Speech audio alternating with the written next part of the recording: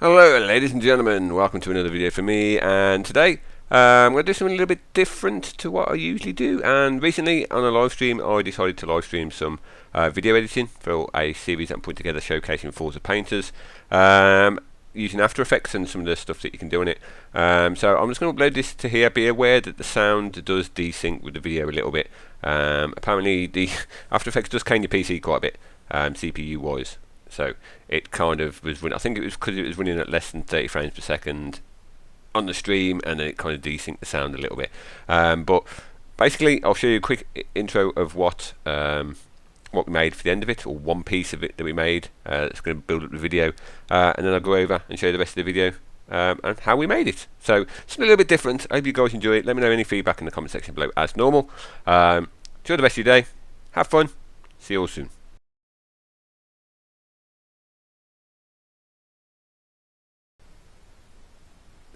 So yeah, that is all from a static photo, which I think is pretty cool.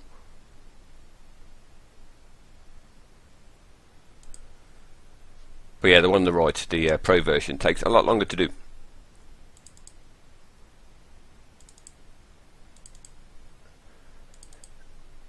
So we're just going to add our photo in. The stuff you can do on it is absolutely amazing. From a single photo, anyway, you can get to look at different objects that are in it. It's quite complicated, but you can get some quite good effects. So I'm going to try and build this up as we go along. I just need to find the photos we're using. So the 4 photos we're going to use for Flash's car is that one, that one. So that one's already done. That one, and that one. And we're going to get the camera to rotate around a little bit as we go into each one. So we're going to import the next one, so we're going to use the side shot next. I'm going to drop that in there, and then what we have to do is we have to link it to the parent layer. I'll give you a little insight in actually how much work goes into a YouTube video, and how long it takes to create stuff. Right, so that's the basic steps. We've got the picture scaled and everything, it's all there. So we can close that down now. Now we can add the displacement. So what we have to do, anything that's in the background we have to paint black, anything that's in the foreground we have to paint white. And that's where it differentiates between stuff that's close and stuff that's far away. So we've got the paint tool selected, and then all we have to do, increase the brush size a little. Should do more of these editing on stream. I was thinking about doing this actually for a while, because I spend quite a lot of time doing it, and I might as well live stream some of it while I'm doing it as well. And it all depends if you guys find it interesting or not. But I'm more happy to do some of these. Might as well live stream while I'm doing them. So we don't gotta be too exact or too precise. You can do this in Photoshop as well and then just import it in. But I prefer to do it like this. Right, let's just do the rear wing a little bit as well. We'll drop that down. So the white should be anything that's in the foreground. You can use grey as well if there's like a like a midway point between the background and the foreground. But for this we should be able to get away with 2 colours. And then we'll just boost the brush size up again. I haven't done any of these since yesterday. I only went to the tutorials for this yesterday, so hopefully I won't forget any of the steps. I thought it'd be quite cool to show people how you go about doing stuff to do with YouTube and just video editing in general. So you can see now we've pretty much got, just need to sort that bit out there, the foreground and the background done. Yeah, I've just been out with my niece and just come back and saw the last lot of rain that came down, and the huge accident at the last chicane. Right, so that's that done. So when we go back to this one now, you should be able to see the picture and the colours. As you can see, everything in the white is foreground, everything in the black is background. And now we get to do the cool stuff, which is animation.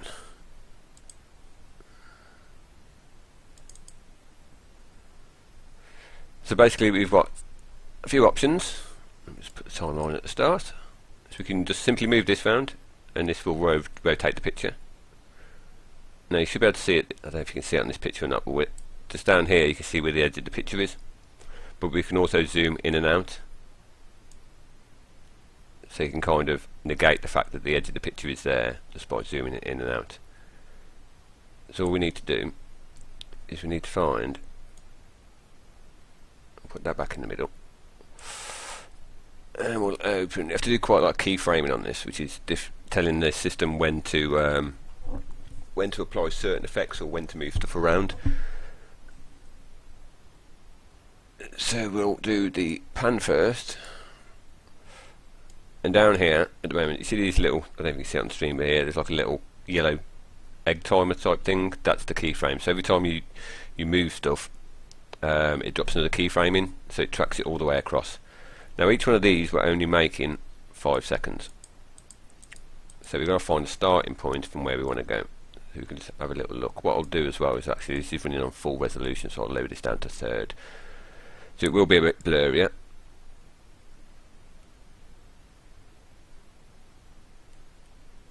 So I'm thinking if you just go left to right, let's get it to do that. That should look pretty cool. So we'll start it there, and then we'll go in. So we're only making these 5 seconds. 1 to keep the render time down, and 2 because that's how long it is between each section of the song that I'm using. So we'll move it to 5 seconds. Scroll that all the way across, and we're good. So that's the pan bit done. So that's now we need to do the zoom, because when we go back to the start you'll be able to see, you see it's dropped another one in there. So let's delete that one out. Let's move that one to the start. Actually we'll delete that one out because I hadn't dropped it in the right place. Move that back all the way over there. Right, so now when we move it, it should turn the photo, or give the impression that it's turning as well. It's pretty sweet, but you can see that you've got the black edges down here, so you can kind of tell that it's a little bit sketchy. So we will go on to zoom in and out. So we need to zoom in a little bit there to make sure the picture fills the screen. I mean, we can probably go in quite far, and then we'll move across to 5 seconds again, and then we can zoom out a little bit. We'll make sure we keep all the picture in the frame though. So then when we do it, effectively you're moving away from it and it's also turning.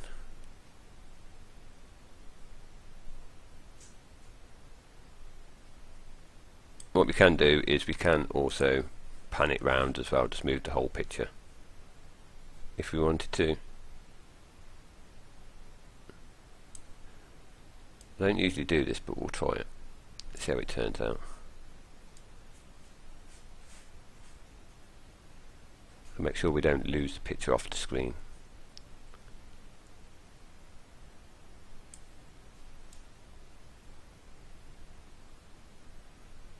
That gives nice, quite a nice subtle movement.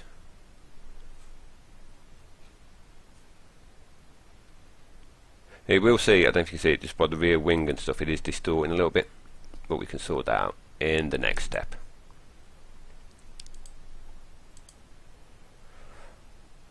So now we've got different options here. We've got animation settings and stuff, so you can add extra blur to it. Just the actual displacement, so that's the bit between the black and the white.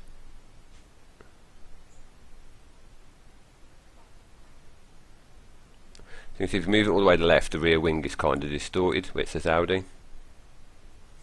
If you move it to the right, and it keeps the car in focus, but the background becomes distorted, which we can fix with the depth of field. So we can make the background blurry.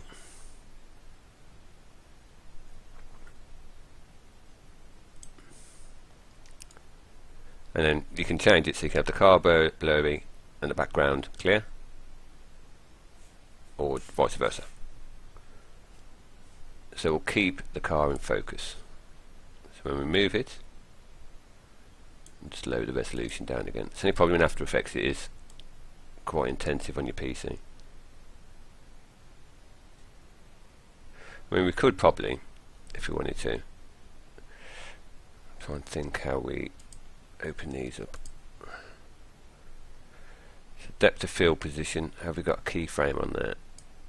We have. So we've got a keyframe on depth of field, which is the one that tells it whether it's blurry at the front or blurry at the back. So if we start it blurry at the front, move it 5 seconds, move that all the way back down, and we should get a transition between, as it zooms out and moves, the focus should change.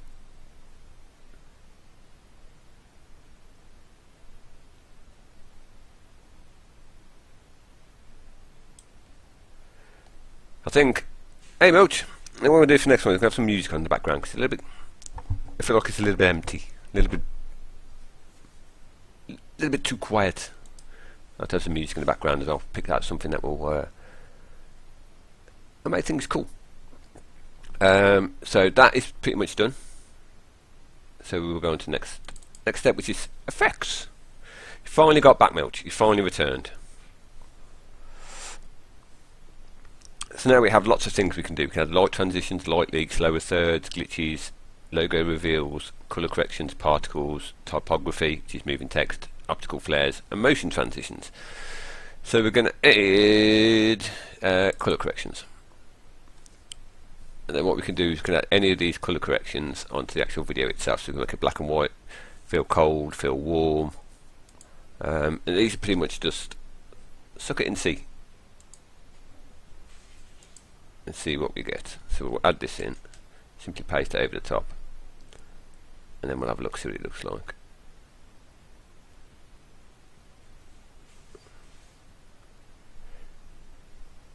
Right, that's a little bit cold. That's a cinematic one. I wish it did have a label on so I could tell which ones these were. Oh, it does. So we got,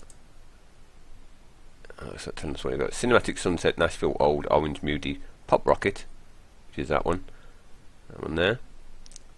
Sharp, X Pro, Black and White, Fantasy, and Retro. So let's try X Pro.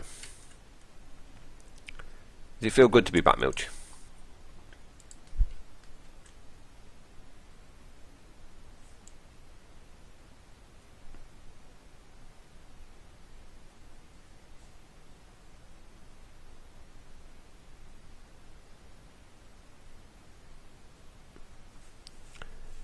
Right, I'm feeling that. That looks alright. That looks cool. You can see around the car here where it isn't quite blurry. That's probably because we've got a little bit too much white on there. So what we'll do for the next one is we'll actually follow the outline of the car a little bit more. See if we can get a better finish on it.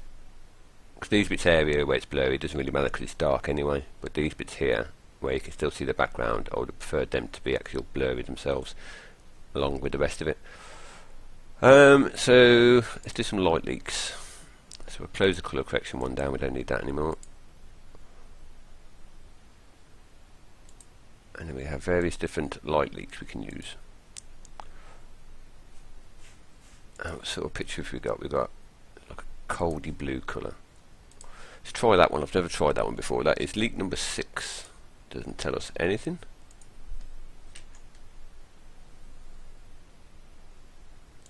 Let's lower the resolution down.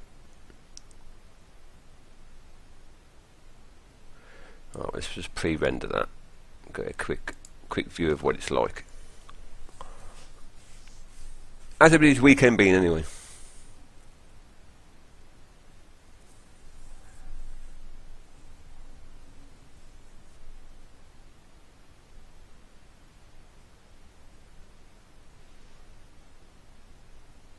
So we can kind of get an idea now what it'll look like. So that's looking good.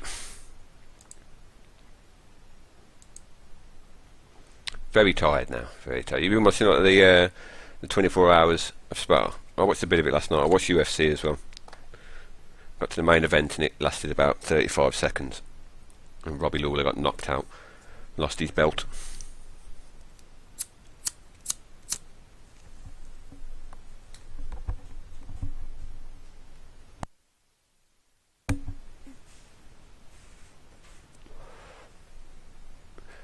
Right, so what else can we put on?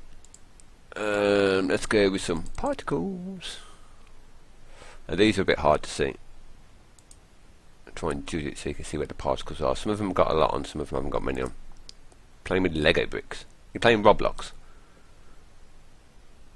Have you seen that? You can on Xbox you can play Roblox. It's free to play, and it's like Minecraft but with guns.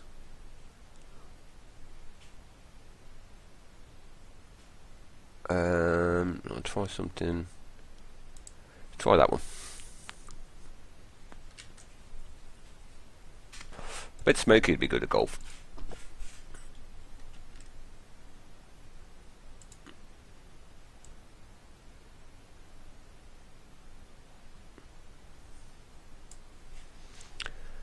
Alright, so we've got a few particles in there, which I don't know if you'll be able to see, but they are there. So that is usually all I add in. So we'll do post-production, which we can do some other things. So we can add a vignette, just the outside. We can also add some lens distortion, which if we go to 5 seconds, it's actual. Oh, you're playing with proper Lego. What, like real life Lego and everything? Is it a bucket of Lego, or is it one of them Lego kits? Where you can only build one thing, not like old school Lego when you can build loads of things out of the same bucket.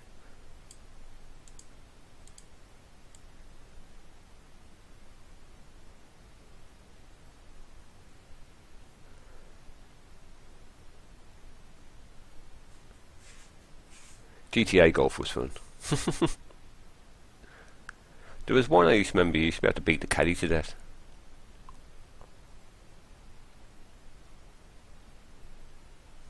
Well, the only thing that I'm not happy about with that is one, the amount of ground we've got below the car there at the end of the frame. So effects wise I think we're good. We've got enough effects on. I just need to move that about a little bit.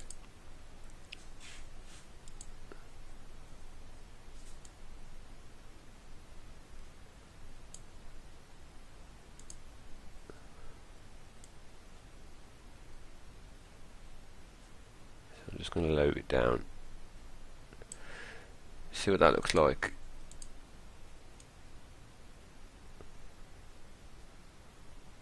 There's been loads of car racing on today. That's better. Prefer that. Right, let's get rid of the particles one.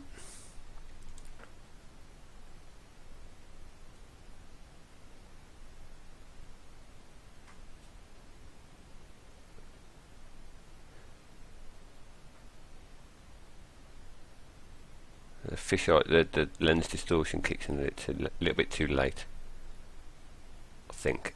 Right, let's just pre-render that. Let's have a look. Let it run on its own.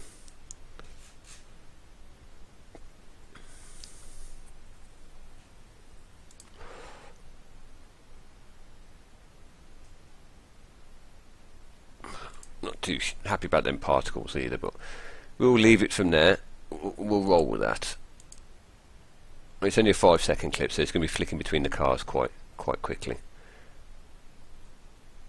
Right, and then that is pretty much it. Now we could add some typography in, which is what I'm doing at the start of every frame to tell people what car it is. So go back into project, go on to, now this will be the slow bit because now it has to render.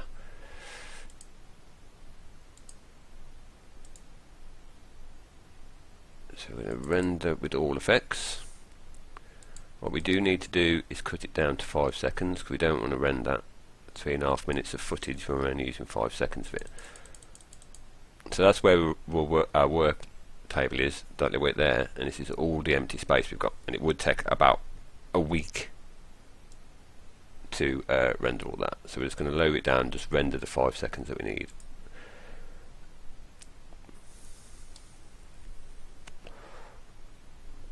And we'll render this, and then we'll add it into the other composition, and we'll show you what goes on from there. So just need to render it now. Export to render queue, render it in QuickTime and H.264, resize it to 1280 times 720.